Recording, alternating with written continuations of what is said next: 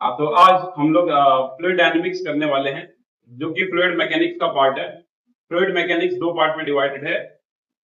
जैसे फ्लूइड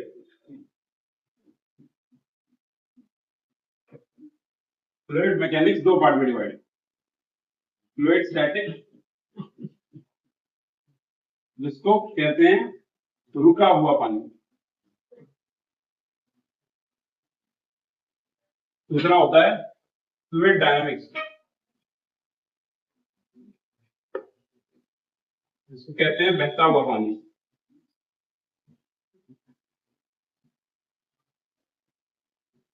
रुका हुआ पानी मतलब कि भाई अगर कोई कंटेनर है, इस कंटेनर के अंदर पानी भरा हुआ है। अब इसमें कितना पानी भरा हुआ है, उसके वजह से कितना प्रेशर पड़ रहा है इस बेस पर, इसके वॉल्स पर, इसमें पानी भरा हुआ है। अब इसके वॉल्स में कितना प्रेशर पड़ रहा है, इसके बेस में कितना प्रेशर पड़ रहा है, इन सब की स्टडी को हम कहते हैं फ्लूइड स्टैटिक्स। अगर यही यहाँ पर अगर मैं फ्लूइड डायनेमिक्स की बात करूं तो फ्लूइड डायनेमिक्स मतलब पानी का फ्लो होना। अगर पानी फ्लो हो रहा है तो पानी का स्पीड कितनी है, एक पर्टिकुलर एरिया से कितनी स्पीड में फ्लो हो रहा है, इन सब की स्टडी को कहते हैं फ्लूइड डायनामिक्स। फ्लूइड स्टैटिक और फ्लूइड डायनामिक में फर्क ये है कि भाई यहाँ पर पानी की वेलोसिटी जीरो है, यहाँ पर हम कहते हैं कि पानी की कुछ वेलोसिटी है। यहाँ पर हम ये भी कह सकते हैं, बहुत बच्चे ये पूछते हैं कि भाई अगर ये कंटेनर किसी ट्रक में रखा हुआ है या पानी का टैंकर है, उसमें पानी भर के जा रहा है, तो वो फ्लूइड स्टैटिक में क्यों है? तो हम कहते हैं भाई वहां पर पानी रुका हुआ है, उसकी कोई वेलोसिटी नहीं, वो कंटेनर का स्पीड है या कंटेनर का एक्सेलरेशन, मतलब ट्रक का एक्सेलरेशन। क्योंकि ट्रक, कंटेनर, उन सब का एक्सेलरेशन हो जाएगा, पानी नहीं बह रहा, तो उसके फीचर्स यहाँ पर उसकी प्रॉपर्टी अलग हो जाएंगी, यहाँ पर इसकी प्रॉपर्टी अलग हो जाएंगी। अब हम यहाँ पे मेन फोकस करने वाले हैं फ्लूइड डायनामिक्स पे, जहां पे हम पढ़ेंगे इक्वेशन ऑफ कंटिन्यूटी और बर्नौलीज इक्वेशन, जो कि तुम्हारे लिए बहुत इंपॉर्टेंट है। तो सबसे पहले हम कंटिन्यूटी पढ़ेंगे। तो हम लोग कंटिन्यूटी करने वाले थे, कंटिन्यूटी इक्वेशन। कंटिन्यूटी इक्वेशन करने से पहले मैं तुम लोगों को कुछ बेसिक चीजें बता देता हूं। बेसिक चीजें क्या होती है, जैसे अगर मैं कह दूं कि भाई हम एक आइडियल फ्लूइड कंसिडर करते हैं। आइडियल फ्लूइड क्या होता है? आइडियल फ्लूइड की बहुत सारी प्रॉपर्टीज है, लेकिन जो मुझे यहाँ पर यूज में है मैं उनको एक जनरलाइज करता हूं। जैसे कि हम यहाँ पे फ्लूइड कंसिडर करने वाले हैं जो इनकम्प्रेसिबल है। इनकम्प्रेसिबल मतलब जिसकी डेंसिटी सेम हो हर जगह, और वक्त के साथ वो क्या रहे, कांस्टेंट रहे। कुछ टाइम बाद अगर पानी कहीं और फ्लो होके जा रहा है तो वहां पर भी उसकी डेंसिटी क्या है, कांस्टेंट है। तो ऐसे इनकम्प्रेसिबल फ्लूइड कहा जाता है। दूसरा हम कहते हैं कि भाई नॉन विस्कस होना चाहिए। अब ये विस्कस क्या होता है? तो नॉन विस्कस और विस्कस में हम कहते हैं विस्कोसिटी होती है फ्लूइड, और फ्लूइड के जो लेयर्स होते हैं उसके इंटरनल लेयर्स के बीच में जो फ्रिक्शन होता है वो फ्रिक्शन को कहते हैं विस्कोसिटी। अब अगर वो फ्रिक्शन रहेगा तो वहां पे एनर्जी लॉस होती है, due to friction energy loss होगी, जो कि हम यहाँ पर नहीं चाहते। तो हम यहाँ पर कंसिडर करते हैं नॉन विस्कस फ्लूइड। तो ये दूसरी चीज हो गई। इसके बाद हम कंसिडर करते हैं इररोटेशनल।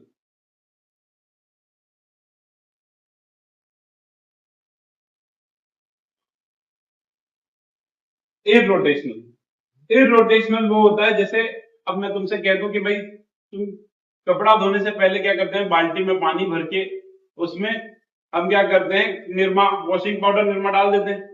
अब उसको क्या करते हैं, घुमाते हैं। अगर उसको घुमाएंगे तो एक वॉर्टेक्स फॉर्म होता है ना, जिसको बोल ऐसे वॉर्टेक्स फॉर्मेशन। तो ये वॉर्टेक्स फॉर्मेशन जो होती है ये नहीं होनी चाहिए। वॉर्टेक्स फॉर्मेशन जो है ये इररोटेशनल फ्लूइड में नहीं होगी,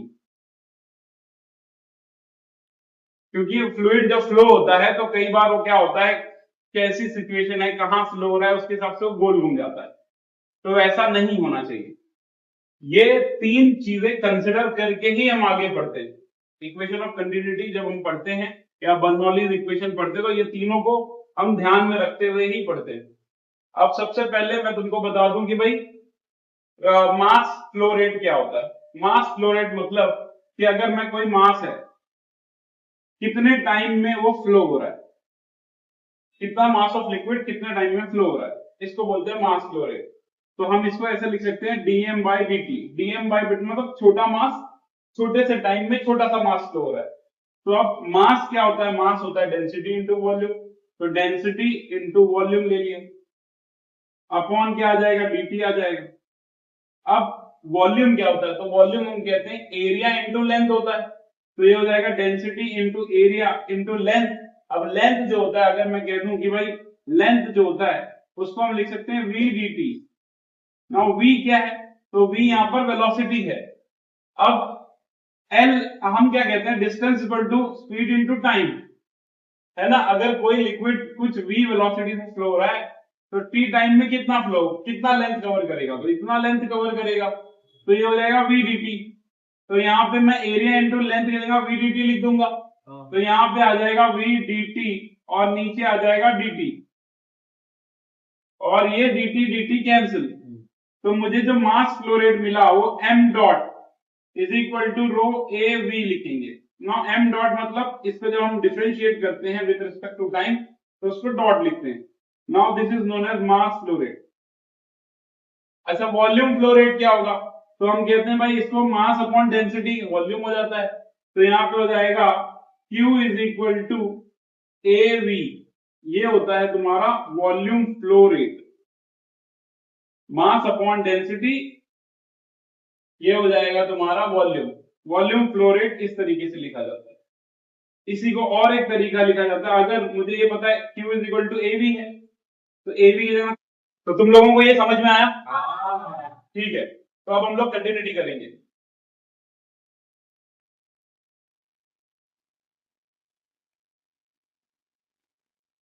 हाँ, तो यहां पर एक पाइप है, ये कुछ इस तरीके से है। यहां पर इसका एरिया जो है उसको कहेंगे हम लोग A1, और यहां पर जो है इसका एरिया जो है वो कहेगा A2। अब इसके अंदर से फ्लूइड फ्लो हो रहा है। फ्लूइड मतलब जो फ्लो हो सके, लिक्विड और गैस ये दोनों को फ्लूइड कहा जाता है। अब इसके अंदर से ये फ्लो हो सकता है। ये एक पाइप है समझ लीजिए। अब यहां पर इसकी वेलोसिटी कुछ v1 होगी और यहां पर इसकी कुछ वेलोसिटी v2 होगी।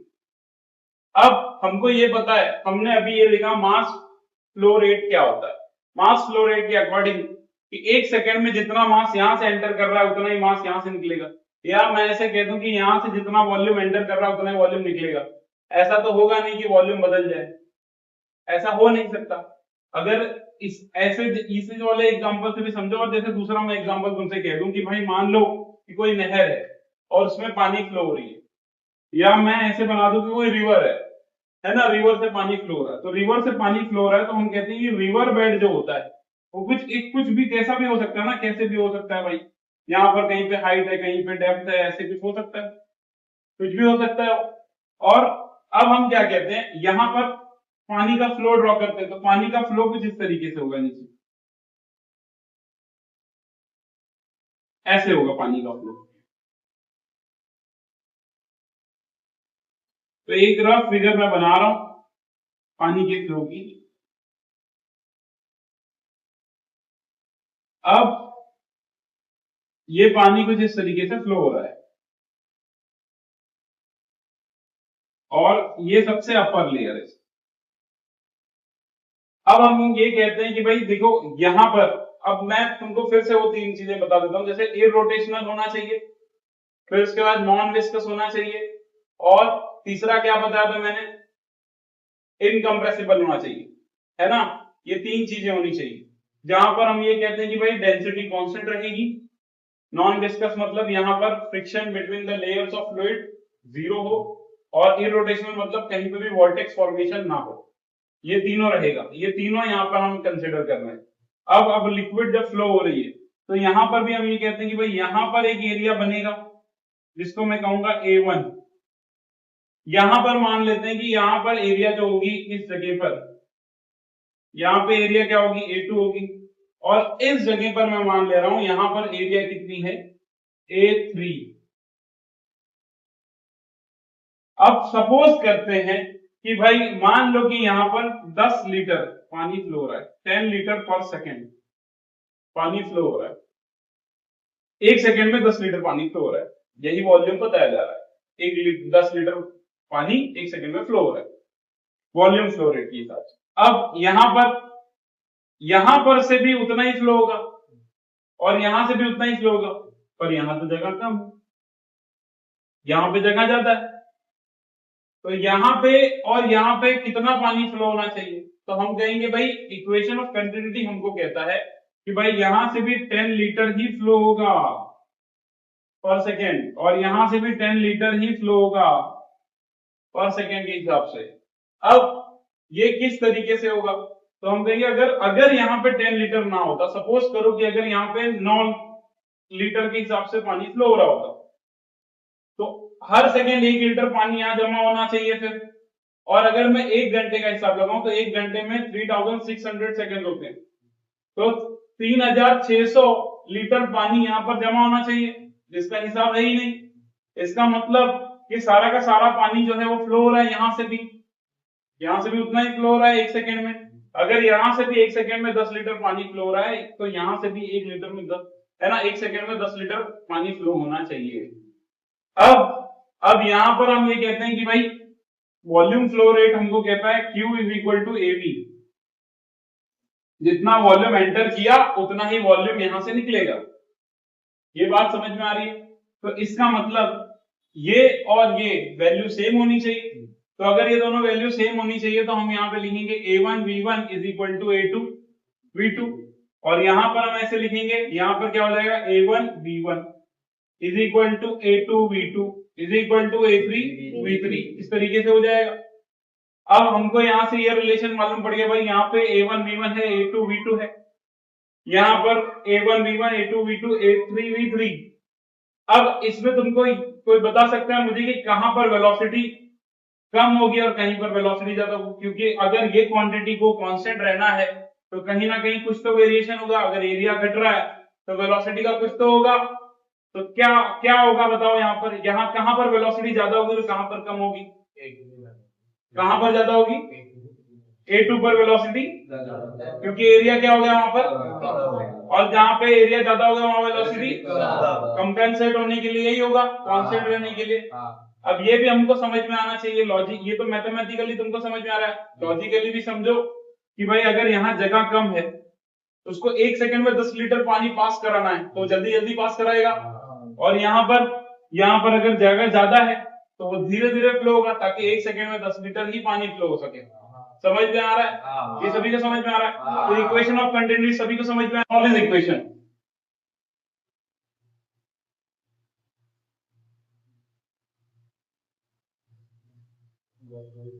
बर्नौली थ्योरम करते हैं। पहले देखते हैं कि भाई क्या चीज होती है बर्नौली थ्योरम। तो हम यहाँ पर एक पाइप ड्रॉ करते हैं जो कि इस पर्टिकुलर सरफेस से कुछ हाइट तक है। ये हाथी की सूंड की तरह दिख रहा है ना? तो जब भी तुमको बर्नौली याद आए तो ये हाथी का सूंड याद रखना। ये वो सरफेस है जहां से इसकी हाइट देखी जाएगी। तो इसकी हाइट मैं यहां से लेता हूं जिसको मैं कहूंगा H1, और यहां से जो हाइट होगी वो कहलाएगी H2। यहां पे पानी इस तरीके से एंटर करेगा और यहां से पानी लीव करेगा। तो यहां से जो पानी एंटर कर रहा है तो हम कहेंगे यहां पर जो प्रेशर होगा उसको कहेंगे P1, और यहां से जो प्रेशर होगा जब यह पानी लीव करेगा तो यहां पे प्रेशर होगा P2। सभी को समझ में आ रहा है ये? अब इसके बाद यहां पर एरिया कहेंगे A1 है और यहां पे एरिया कितना है? A2। यहां पर वेलोसिटी V1 है और यहां पर वेलोसिटी V2 है। ठीक है, सभी को समझ में आ रहा है? यहां पर वेलोसिटी V1 है, यहां पर वेलोसिटी V2 है। अब समझो यहां पर कि भाई जब यहां से पानी एंटर करता है, अगर यहां से पानी एंटर कर रहा है तो हम कहते हैं भाई कि कुछ टाइम dt में, dt मतलब बहुत छोटा टाइम, dt टाइम में वो कितना डिस्टेंस कवर करेगा तो हम कहेंगे v dt, या यहां पर वेलोसिटी v1 dt है तो v1 dt ये कितना डिस्टेंस ट्रेवल करेगा, तो हम कहेंगे भाई यहाँ पर इसने जो डिस्टेंस ट्रेवल किया पानी ने वो कहलाएगा v1 dt। तो यहाँ पे लिख देंगे v1 dt, इसने इतना डिस्टेंस ट्रेवल किया कितने टाइम में, dt टाइम में। अब यहाँ पर वो पानी जो होगा वो कितना डिस्टेंस ट्रेवल करेगा, तो हम कहेंगे यहाँ पर वो पानी जो डिस्टेंस ट्रेवल करेगा वो कहलाएगा v2 dt, क्योंकि यहाँ वेलोसिटी क्या है, बदल गई है, v2 है। अब dt ही टाइम में कितना डिस्टेंस ट्रेवल किया उसने, v2 dt ट्रेवल किया। ये चीज सभी को समझ में आ रही है। अब बर्नौली जनरली है क्या, तो हम कहते हैं बर्नौलीज थ्योरम एनर्जी के कंजर्वेशन के ऊपर बेस्ड है। एनर्जी कंजर्वेशन ये कहता है कि भाई अगर किसी भी सिस्टम पर किसी भी पर्टिकुलर चीज के ऊपर अगर हम वर्क करते हैं तो उसकी एनर्जी चेंज करती है, आइदर वो घट जाएगी या तो बढ़ जाएगी। तो ये इसी के बेसिस पे हम बर्नौलीज थ्योरम पढ़ते हैं। अब बर्नौलीज थ्योरम में हम ये कहते हैं कि भाई यहां से तो पानी एंटर करा और यहां से पानी लीव कर गया। अब समझो कि जो यहां से पानी एंटर किया है वो यहां से लीव करेगा कि नहीं करेगा, उतना ही वॉल्यूम लीव करेगा कि नहीं करेगा, यहां से जितना वॉल्यूम एंटर किया उतना ही वॉल्यूम यहां से लीव करेगा। अब हम इसके ऊपर वर्क एनर्जी थ्योरम लगाएंगे, ठीक है, मैकेनिकल एनर्जी थ्योरम लगाएंगे यहां पर। अब देखो यहां पर हम ये कहते हैं कि भाई एनर्जी जो होती है वो क्या होती है, वो energy final minus energy initial is equal to work done कहलाता है। यही कहलाता है energy final minus energy is equal to work done. अब हम ये कहते हैं कि भाई अगर एनर्जी फाइनल और वर्क डन निकालते हैं पहले और एनर्जी फाइनल और एनर्जी इनिशियल निकालते हैं, तो यहां पर हम कहेंगे कि भाई देखो यहां पर वर्क डन का फॉर्मूला क्या होता है, तो वर्क डन का फॉर्मूला होता है force into displacement. Force into displacement कहलाता है वर्क डन। अब जो फोर्स है, जब यहां पे से पानी फ्लो हो रहा है तो फोर्स क्या होता है, प्रेशर इंटू एरिया। फोर्स क्या होगा, प्रेशर इंटू एरिया। तो यहां पर प्रेशर कितना, तो हम कहेंगे यहां पे प्रेशर होता है P1। यहां पे एरिया कितना है, तो यहां पे हम कहेंगे एरिया A1। ये हो गया तुम्हारा फोर्स। अब यहाँ पे डिस्प्लेसमेंट कितना, तो हम कहेंगे डिस्प्लेसमेंट अभी हमने देखा था v1 dt, तो यहाँ पे हो जाएगा v1 dt। ये सभी को समझ में आ रहा है। हाँ। प्रेशर, एरिया और ये डिस्प्लेसमेंट, तो force into displacement is work done. समझ में आ रहा है सभी को। अच्छा ये यहाँ का वर्क डन है, तो यहाँ का वर्क डन क्या होता है, तो यहाँ का वर्क डन हम कहते हैं, तो यहाँ पे इतना वर्क डन किया है, तो यहाँ पर कितना वर्क डन होगा, तो अब यहाँ पर वर्क डन जो होगा वो नेट वर्क डन होगा, तो यहाँ का वर्क डन लिखेंगे हम, तो यहाँ का वर्क डन कितना होगा, तो वापस pressure into area into v2 dt। तो प्रेशर वहां पर कितना है, तो हम कहेंगे प्रेशर P2, वहां पे एरिया कितना है, तो हम कहेंगे A2, और वहां पे डिस्प्लेसमेंट कितना, तो यहाँ पे v2 dt। अब यहाँ का वर्क डन जो है वो नेगेटिव है, क्यों, क्योंकि यहाँ पे जो पानी फ्लो हो रहा है उसका प्रेशर क्या है, पीछे की साइड। ये जो पानी बाहर निकला वो कहाँ धक्का दे रहा है, जो पीछे वाला जो पानी है उसको ये धक्का देगा कहाँ पे, पीछे ही देगा। ये सभी को समझ में आ रहा है। हाँ। यहाँ का पानी तो आगे धक्का दे रहा है, पर ये जो पानी है उसका प्रेशर कहाँ होगा, पीछे, पर वर्क कहाँ हो रहा है, आगे, जा तो आगे रहा है, तो हम कहेंगे भाई यहाँ पे नेगेटिव वर्क डन हो।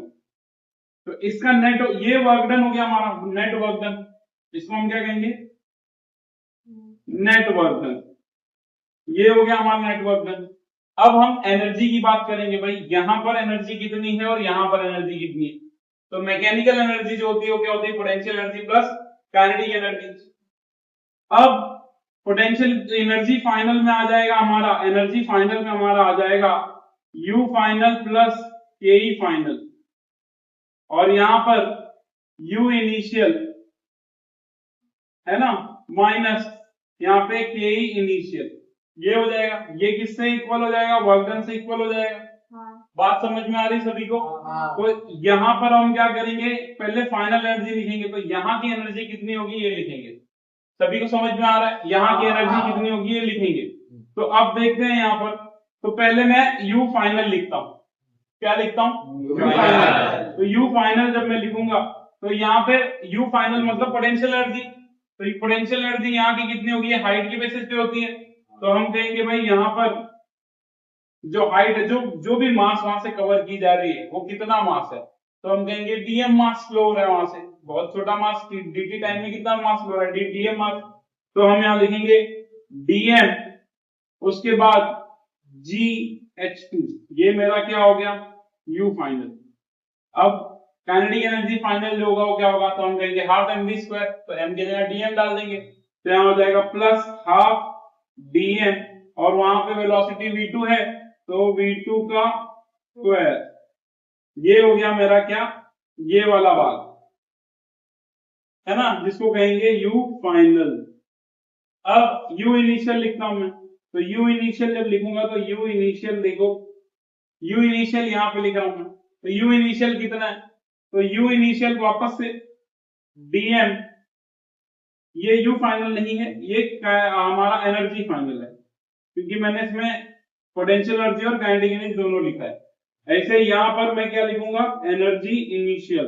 तो एनर्जी इनिशियल जब लिखूंगा तो क्या हो जाएगा, dm GH1 प्लस यहां पर आ जाएगा हाफ dm V1 का स्क्वायर। सभी को समझ में आ रहा है? हाँ। ये हो जाएगा। अब हम क्या करेंगे, इसको इक्वेट कर लेंगे, एनर्जी फाइनल यहां पर लिखेंगे, एनर्जी इनिशियल यहां लिखेंगे, और नेट वर्क डन जो हमको मिला वो लिखेंगे।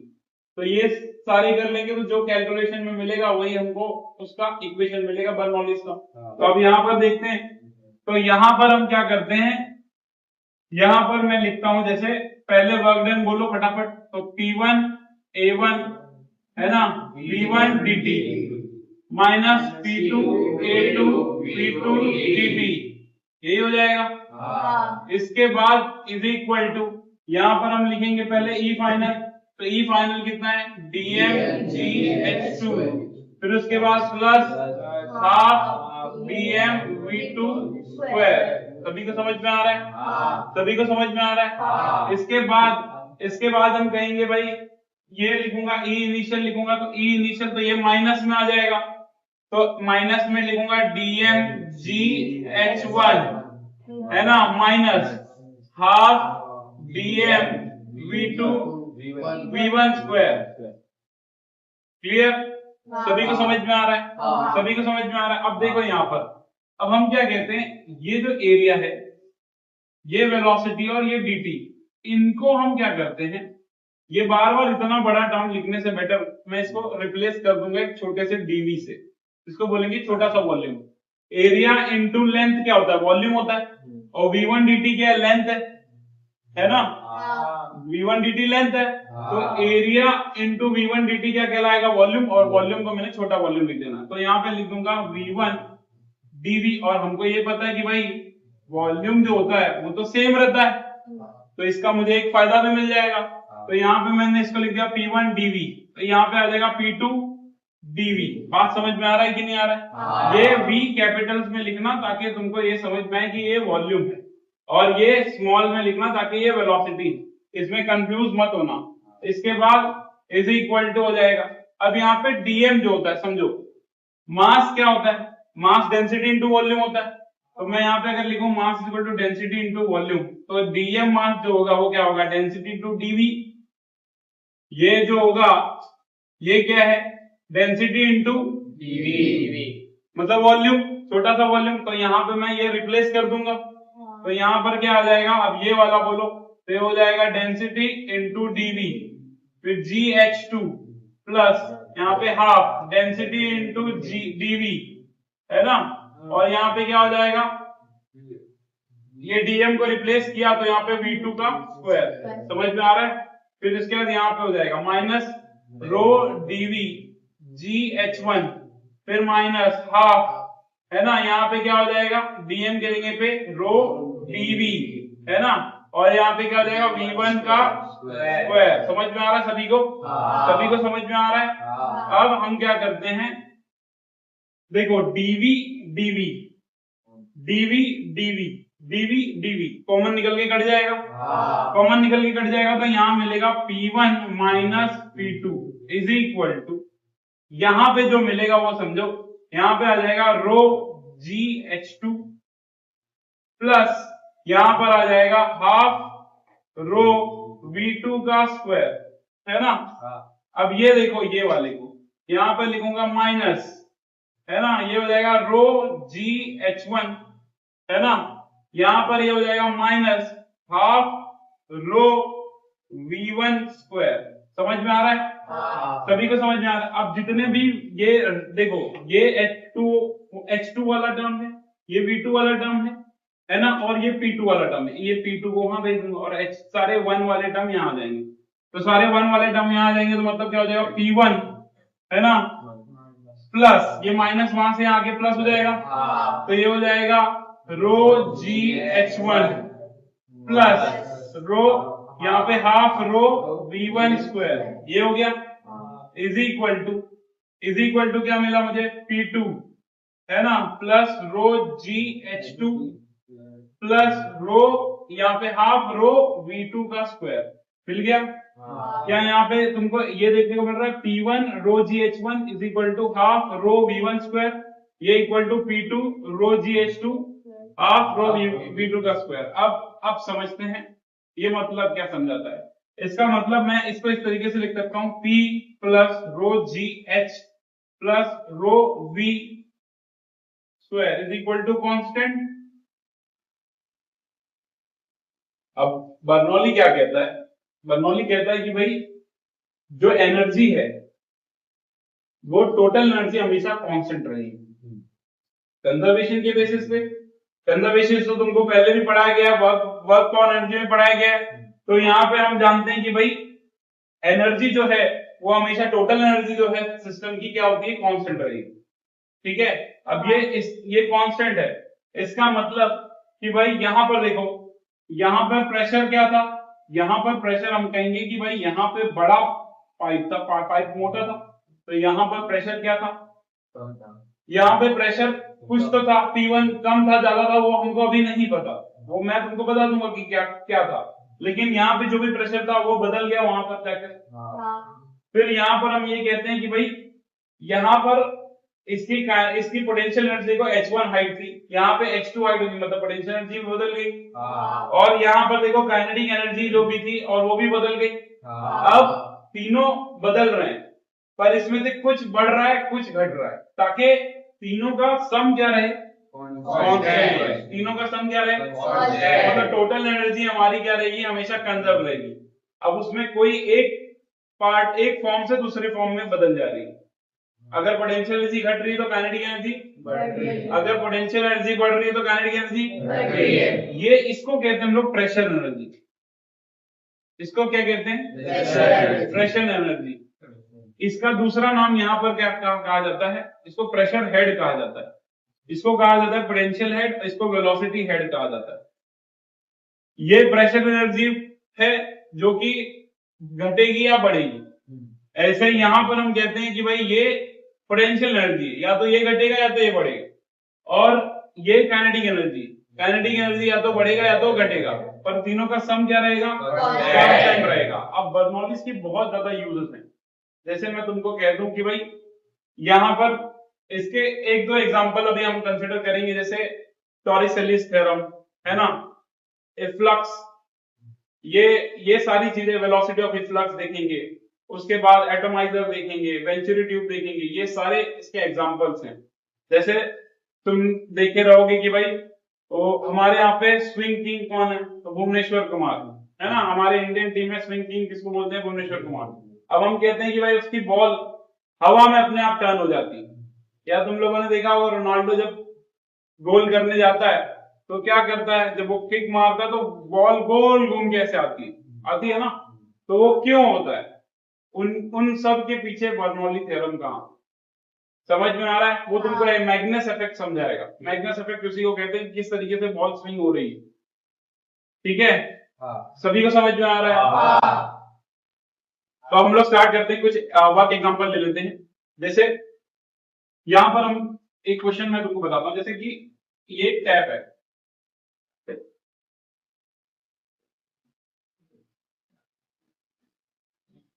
इसमें से पानी निकल रहा है। अब इसमें से जो पानी निकल रहा है इसका स्पीड है 10 मीटर पर सेकेंड, और इसका जो ये ओपनिंग है इसका एरिया है 1 सेंटीमीटर स्क्वायर। तुमसे क्या पूछता है, तुमसे पूछता है बताओ इस पर्टिकुलर हाइट पर 5 मीटर बाद, कितना 5 मीटर बाद यहां पर इस जगह पर कितना एरिया है, यहां पे एरिया पूछता है। तो इसको कैसे सॉल्व करेंगे, अब समझो इसको ऐसे सॉल्व करेंगे कि भाई यहां पर हमको क्या दिया हुआ है। सबसे पहले तुम्हारा काम होता है कि समझना कि क्या दिया हुआ है। अगर क्वेश्चन तुमको समझ में आ गया तो तुम आंसर निकाल लो, अगर तुमको बेसिक कॉन्सेप्ट पता है तो। अब यहाँ पे तुमको क्या दिया, एरिया दिया हुआ है मतलब A1 दिया हुआ है, ये कहलाएगा A1। वेलोसिटी दिया हुआ है मतलब तुमको क्या दिया हुआ है, V1 दिया हुआ है। A पूछा है यहाँ का मतलब A2 पूछा है, इसको मैं A2 लिख देता हूँ। इसके बाद तुमको बोलता है भाई यहाँ पर अब वेलोसिटी कितनी ये निकालनी होगी A2 निकालने के लिए। तो यहाँ की वेलोसिटी तुम काइनेमेटिक्स में पढ़ चुके हो कि भाई कोई भी चीज अगर किसी हाइट से गिर रही है पर्टिकुलर हाइट से, है ना, तो यहाँ पर उसकी वेलोसिटी कितनी होगी। तो हम कहते हैं यहाँ पे इनिशियल वेलोसिटी पता है हमको, फाइनल वेलोसिटी निकालना है और हाइट भी पता है। तो कौन सा इक्वेशन, तो हम कहेंगे थर्ड इक्वेशन। कौन सा equation, third equation. Third equation v square minus u square equal to 2gh लगा देंगे, है ना। यहाँ पे h लगा देंगे, हाइट भी कवर हो रहा है डिस्टेंस, और एक्सेलरेशन ड्यू टू ग्रेविटी। तो यहाँ पे देखो v स्क्वायर, अब v जो है मेरा ये निकालना है मुझे, तो v इज इक्वल टू क्या हो जाएगा u स्क्वायर प्लस 2gh। तो u की वैल्यू कितनी, u की वैल्यू हो जाएगी 10 का square is 100 plus 2 into 10 into h की वैल्यू 5। तो ये कितना हो जाएगा बताओ भाई, ये 100 है, ये भी 100 हो जाएगा, मतलब ये कितना हो जाएगा, ये हो जाएगा 200, है ना। तो यहाँ पे v की वैल्यू जाएगी वो √200 हो जाएगी, है ना, √200। बात समझ में आ रही है, इसी को हम लिख सकते हैं tan √2। क्या लिख सकते हैं, tan √2। तो ये मुझे v मिल गया यहाँ का, जिसको हम कहेंगे v2। समझ में आ रहा है। अब हम इक्वेशन ऑफ कंटिन्यूटी लगा देंगे। तो इक्वेशन ऑफ कंटिन्यूटी के अकॉर्डिंग क्या होता है, a1 v1 is equal to a2 v2। बात समझ में आ रहा है। a1 कितना है, तो a1 हम लिखेंगे 1 सेंटीमीटर स्क्वायर में, वो है ना, या तो इसको अब ये मीटर पर सेकंड में, ये सेंटीमीटर स्क्वायर में, है ना। तो हम इसको चेंज करेंगे भाई, यूनिट चेंज करनी पड़ेगी। तो इसको सेंटीमीटर स्क्वायर से हम क्या करेंगे, उसको मीटर स्क्वायर में कन्वर्ट करेंगे। तो यहाँ पे क्या हो जाएगा, अब अगर ये सेंटीमीटर में है तो 1 इंटू, अब 1 सेंटीमीटर जो होता है 10 पावर माइनस 2 हो जाएगा मीटर के टर्म्स में। तो इंटू 10 पावर माइनस 4, क्योंकि स्क्वायर है तो 10 पावर माइनस 2 का माइनस 4 हो जाएगा। अब यहाँ पर इंटू वेलोसिटी कितनी, तो वेलोसिटी ये v1 वेलोसिटी कितनी, तो हम कहेंगे वेलोसिटी 10 है। अब a2 कितना निकालना है, मुझे निकालना है वो, इंटू v2 कितना है, तो v2 10 में है ना, 10 रूट में मिला है ये, और यही है किसमें मिला है, वो मीटर पर सेकंड में मिला है मुझे, है ना। किसमें मिला है, वो मीटर पर सेकंड में मिला। तो मीटर पर सेकंड में मिला, तो यहाँ लिखूंगा 10√2। समझ में आ रहा है। अब ये कुल हो गया। अब ये √2 नीचे आ गया, तो a2 is equal to 1 into 10 power minus 4 by √2। ये किसमें हो गया तुम्हारा, ये हो गया तुम्हारा मीटर स्क्वायर में। अगर सेंटीमीटर स्क्वायर में निकालना है तो कोई दिक्कत नहीं है, तो a2 is equal to 1 bye √2 में ही आ जाएगा वो। सिंपल, बात समझ में आ रहा है। तो ये क्या, ये किसमें है, मीटर स्क्वायर में, और ये किसमें है, सेंटीमीटर स्क्वायर में। जैसा तुम्हारा ऑप्शन में दिया रहेगा उसके हिसाब से निकाल लेना। बात समझ में आ रहा है, ये क्वेश्चन समझ में आया सभी को। अब देख, ऐसे ही कुछ क्वेश्चन पूछे जाते हैं। जैसे एग्जांपल हम बर्नौली का एक और इक्वेशन ले लेते हैं, बर्नौली के ऊपर एक क्वेश्चन ले लेते हैं। जैसे यहां पर एक पाइप है जिसका यहाँ पे एरिया कुछ A1 है, यहाँ पे एरिया क्या है, A2। यहां से पानी फ्लो हो रहा है, ऐसे जा रहा है फ्लो के, इस तरीके से पानी फ्लो होके जा रहा है। यहां पर प्रेशर P1 है और यहाँ पे प्रेशर P2 है। तुमसे पूछा जाता है, मैं देखो 3 ऑप्शन देता हूं, यहाँ पे तुमको बोला जाएगा ये P1 है, ये P2 है। तो यहाँ पे तुमसे कहा जाएगा, मान लो कि option P1 is equal to P2, दूसरा ऑप्शन है P1 ग्रेटर देन P2, तीसरा ऑप्शन है P1 लेस देन P2, या चौथा ऑप्शन भी दे देता हूँ, चौथा ऑप्शन है नन ऑफ अबव। ठीक है, ये दिया हुआ है। अब तुमसे पूछा जाता है बताओ कि इनमें से कौन सा ऑप्शन सही है, मतलब कौन सा, यहाँ प्रेशर ज्यादा है कि यहाँ प्रेशर ज्यादा है, कि दोनों इक्वल है या यहाँ पे कम है, ऐसा सवाल पूछा जाएगा। तो तुम्हें क्या लगता है बताओ जरा, तो सी वाला लग रहा है। प्रेशर यहाँ पे कम, वहां पे प्रेशर ज्यादा है, तो ये तो गलत है। प्रेशर ज्यादा कहाँ पे होगा, P1 पे होगा, और प्रेशर कम कहाँ होगा, P2 पे होगा। अब इसको सॉल्व करके समझेंगे कि किस तरीके से, समझ में आ रहा है? इसको सॉल्व करके समझेंगे कि किस तरीके से ये ज्यादा और कम होता है। देखो यहाँ पर इसको सॉल्व करने के लिए हम क्या करेंगे, सबसे पहले तो तुम्हारा इक्वेशन ऑफ कंटिन्यूटी अगर लिखूं तो मान लेते हैं कि यहाँ वेलोसिटी कितनी होगी, v1 होगी, और यहाँ पे वेलोसिटी कितनी होगी, v2। तो हम यहाँ पे लिखेंगे by equation of continuity a1 v1 is equal to a2 v2 हो जाएगा। सभी को समझ में आ रहा है? ये सभी को समझ में आ रहा है? अब इसके बाद हम क्या करते हैं, इसके बाद हम बर्नौलीज इक्वेशन लगाते हैं। तो यहाँ पे बर्नौलीज लगाएंगे और यहाँ पे बर्नौलीज लगाएंगे, क्योंकि ये दोनों सेम हाइट पे पॉइंट कंसीडर किया गया है। तो दोनों सेम हाइट पे, तो इनका पोटेंशियल हेड तो जीरो हो जाएगा, क्योंकि पोटेंशियल एनर्जी तो सेम हो जाएगी दोनों की। तो पोटेंशियल एनर्जी सेम हो जाएगी, तो पोटेंशियल एनर्जी लिखने की जरूरत नहीं है मुझे।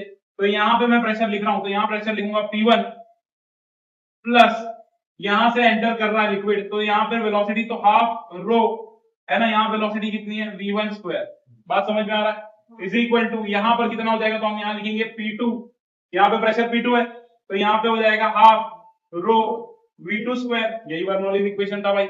हमने क्या किया, हमने पोटेंशियल एनर्जी वाला टर्म लिखा ही नहीं, क्योंकि पोटेंशियल एनर्जी क्या है, सेम है, तो लिख के भी कट जाएगा, तो लिखने की जरूरत नहीं है। अब समझो, तुम्हें क्या प्रेशर डिफरेंस निकालना है, मैं क्या करता हूँ P1 यहाँ रखता हूँ, इसको वहां भेज देता हूँ। तो ये कैसे लिखा जाएगा, तो P1 इज इक्वल टू हो जाएगा, देखते जाओ, P2 plus half rho v2 square है ना, minus half rho v1 square. बात समझ में आ रही है? ये वहां से जाके नेगेटिव हो गया। अब इसमें हाफ रो कॉमन ले ले, तो यहाँ पे आ जाएगा P2 प्लस हाफ रो बाहर, यहाँ जाएगा v2 square minus v1 square. समझ में आ रहा सभी को? अब देख यहाँ पे ये P1 से बराबर है। अब हमको ये पता है भाई कि हम क्या करते हैं, यहां से एक चीज को सब्स्टिट्यूट कर देते हैं। क्या करेंगे, सब्स्टिट्यूट कर देंगे। सब्स्टिट्यूट कर देंगे तो बोल v1 को हटा दूं क्या, v2 को, तो जिसको हटाने बोलेगा उसको हटा के सब्स्टिट्यूट कर सकते हैं हम। मैं बोलता हूँ भाई कि v2 को हटा देते हैं।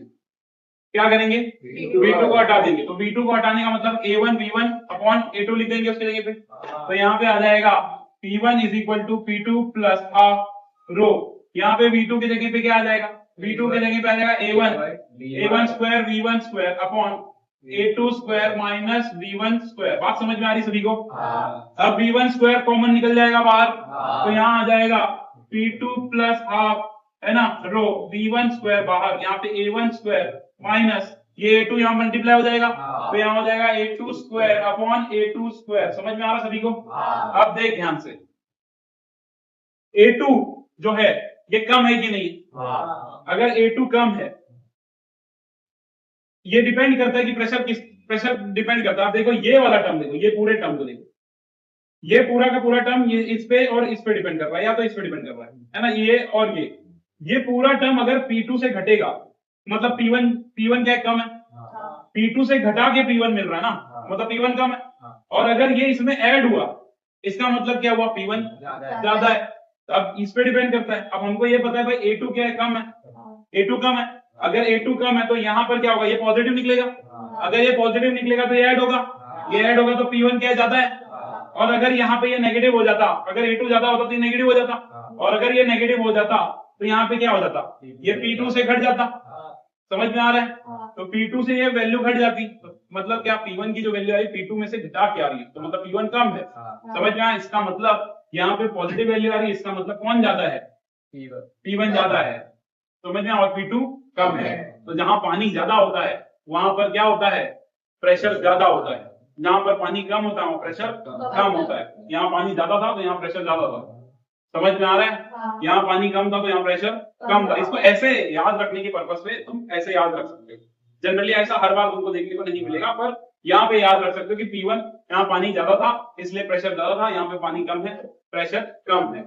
अब इसमें हम ऐसा समझते हैं जैसे कंटिन्यूटी का तुम इक्वेशन लगाते हो, तुम ये रोजाना तौर पे तुम यूज भी करते हो। तो तुमको पानी, कहीं पे पौधे में पानी डाल रहे हो तो तुम क्या करते हो, तुमको जब उसको स्पीड में बढ़ाना होता तो उसमें क्या करते हो, फिंगर यूज कर लेते हो। तुमने क्या किया, उसका एरिया घटा दिया, एरिया घटाने पर क्या करती है, उसकी वेलोसिटी बढ़ा दी। ये बेसिक चीजें हैं जो तुमको पहले से पता है। इसका मतलब बर्नौली पहले से पता है, बस ये टर्म्स नहीं पता थे। वो इक्वेशन ऑफ कंटिन्यूटी पता थी तुम्हें कि भाई तुमने क्या किया, उसका एरिया घटा दिया तो वेलोसिटी बढ़ गई। ये पता है सभी को, ये सभी को पता है। इस तरीके से यहाँ पे भी प्रेशर ज्यादा और कम हम कहते हैं भाई कि आर्टरी और वेन की बात करते हैं, है ना, आर्टरी और वेन की बात करते हैं। तो एक होता है आर्टरी और एक होता है वेन्स, है ना। आर्टरी में अगर ब्लड का फ्लो, अगर हम क्या कहते हैं भाई किसी को ब्लड प्रेशर ज्यादा है, ब्लड प्रेशर ज्यादा है तो आर्टरी या वेन्स में ब्लड फ्लो जो होता है उसमें जो ब्लड का फ्लो बढ़ चुका है तो वहां पे प्रेशर क्या होगा, ज्यादा होगा। अगर वो ब्लड फ्लो कम है तो आपको प्रेशर क्या है, कम होगा। बात समझ में आ रही है? ये इसी तरीके से सोचा, इस तरीके से ही सोचा